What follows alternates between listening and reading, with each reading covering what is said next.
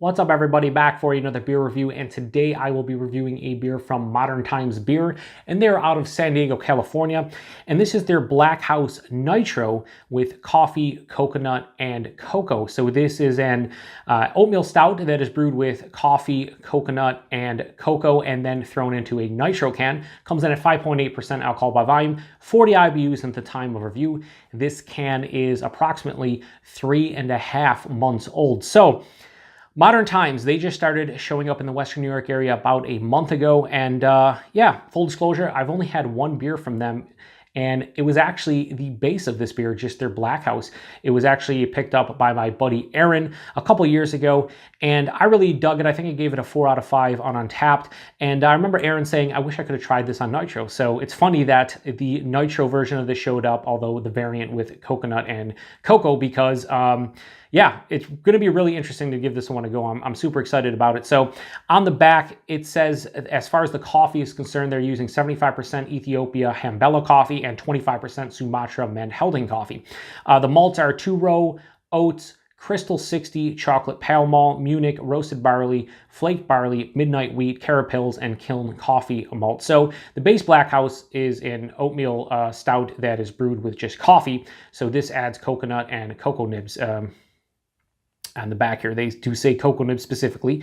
But yeah, anyway, I want to get into this one, so let's give it a crack. Now, this is a nitro can, and I've had this on my fridge for like 45 minutes, and the reason for that is because I want to drink this, you know, I want to drink this cool, not cold. I know they say to keep it cold because the nitro can go everywhere. If the nitro goes everywhere, then whatever, it goes everywhere. But I don't want to drink this ice cold because then it's tough to pick out characters. So it says give it a hard pour, so that's what we're going to do. Now this is like I said, 3.5 months old, so. All right, I'm gonna settle down because I didn't pour it all, almost all of it. I don't want it to spill. We should have a pretty sweet head forming here. Yeah, now, I don't know how that's gonna come off on camera, but man, that is a beautiful looking beer. Pours like a typical nitro beer would pour. I'm glad I stopped because I feel that would have went over. But yeah, that pours out this really deep brown, almost black color. Has about a 2-finger of a creamy tan head. Yeah, I mean, it looks like a nitro beer. Everybody knows what nitro beers look like for the most part. If you've had one, it's cool, does the cascading effect, which it just did. Anyway, let's get a nose on it. One thing I will say about nitro noses, they're usually very subdued and dialed back and tough to pull out aroma. So hopefully the coconut and the cocoa nibs and the coffee are still prevalent. Yeah, just as well, actually, hang on. Definitely picking up a little bit of like a toasted coconut in here.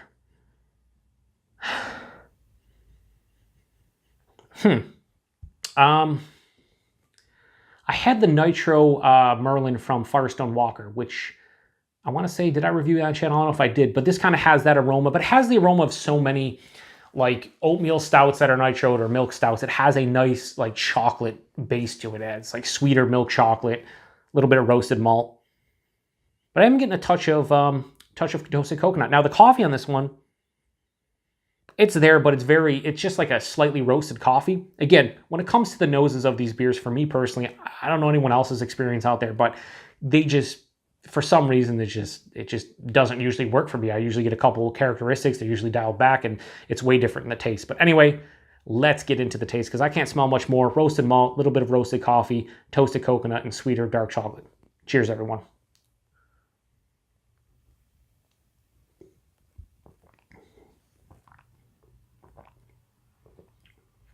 Pretty damn tasty, honestly.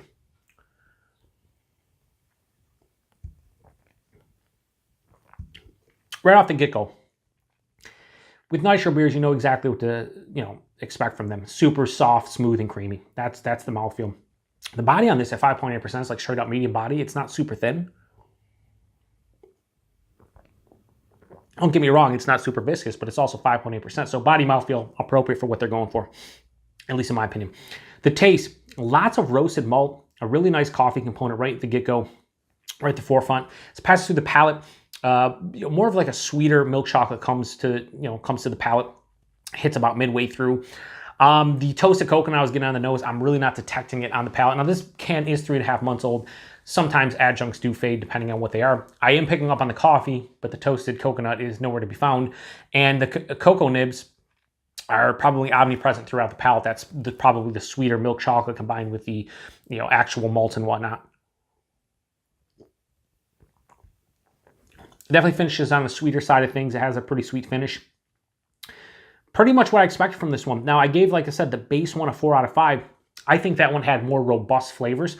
And one thing I always say, and I stick true to my word when it comes to nitro beers for me personally, is that nitro beers, yes, they add the great mouthfeel and just like, you know, the experience of drinking a nitro beer is unlike anything else. And I know people out there that don't like nitro beers, but if you do enjoy nitro beers, you know, it's great. The mouthfeel is fantastic, so smooth and creamy. You can pound about a bunch of the, you know, nitro beers back.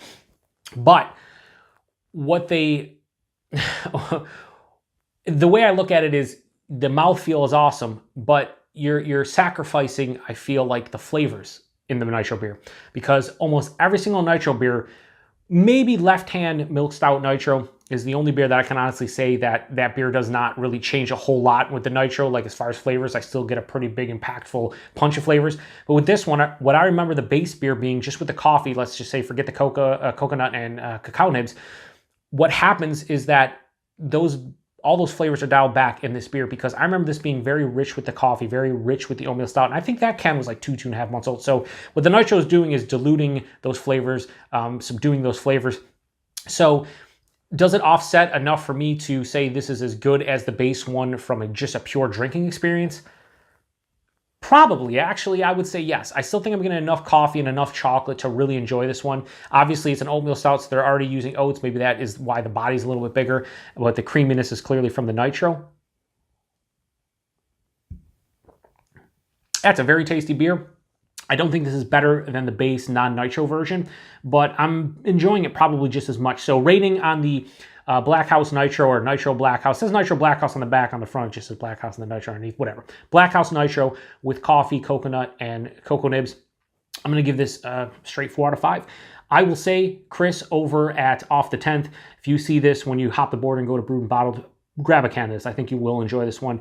Like I said, not getting a lot of coconut, but the cacao nibs are there, the coffee's there, the roasted malts are there. It definitely finishes on the sweeter side, which is fine. It does say on the side here, this beer is vegan. For those vegans out there, you can drink this one and be okay with it. So that's cool as well. But yeah, anyway, that was Black House Nitro, coffee, coconut, and cacao nibs, and I give it a 4 out of 5. So my first Modern Times beer review here on the channel. I think it went pretty well. Hopefully more of their beers show up. Like, you know, I know they're crazy into the haze game now, and you know, they're like Monsters Park, and a lot of their barrel-aged beers are apparently delicious and, you know, highly sought after and whatnot. But I don't know if we'll ever see any of those in this area. If they do, I'm definitely going to jump on them. If not, I'll probably pick up some more of their stuff and just, you know, give it a review, some of their base stuff, or maybe their seasonals, or, you know, occasional specialties. Anyway, appreciate everybody stopping by.